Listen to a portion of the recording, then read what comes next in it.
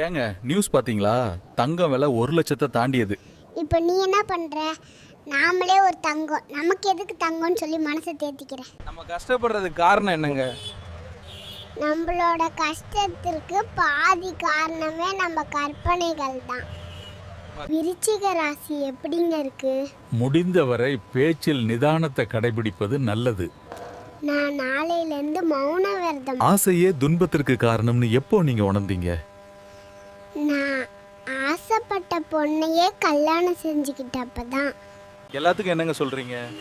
ஒரு தடவை நமக்கு ஈஸியாக கிடைச்சது திரும்ப தேடுறப்ப கிடைக்காது. கிடைக்கும் போதே கெட்டியாக பிடிச்சிக்கோங்க. லவ்வை பத்தி சொல்லுங்க.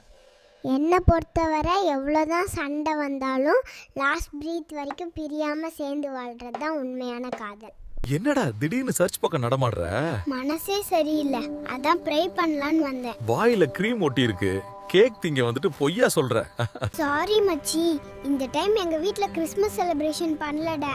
டேய் நாயே, இதை தானடா வருஷா வருஷம் சொல்லி ஏமாத்திட்டு இருக்க. உங்களை விட்டுட்டு போனவங்கள பத்தி என்ன நினைக்கிறீங்க? விட்டுட்டு போனவங்கள பற்றி எதுக்கு நினைக்கணும்?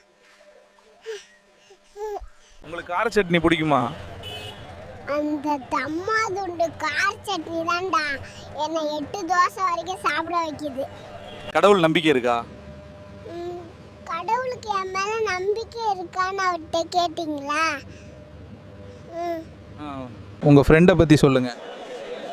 என் கூட பழகுனா உருப்படாமல் போவோன்னு தெரிந்தும் பழகுறேன். அந்த மனசு தான் சார் கடவுள். இந்த வருஷம் உங்கள்கிட்ட மாற்றமே இல்லையா?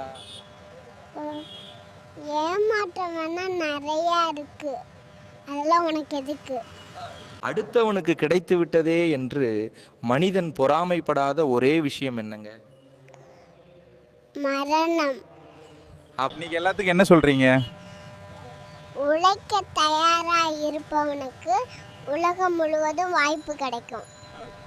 2026லயும் நீங்க கம்பேக் கொடுக்கலன்னா என்ன ஆகும்? 2027 ஆகும்.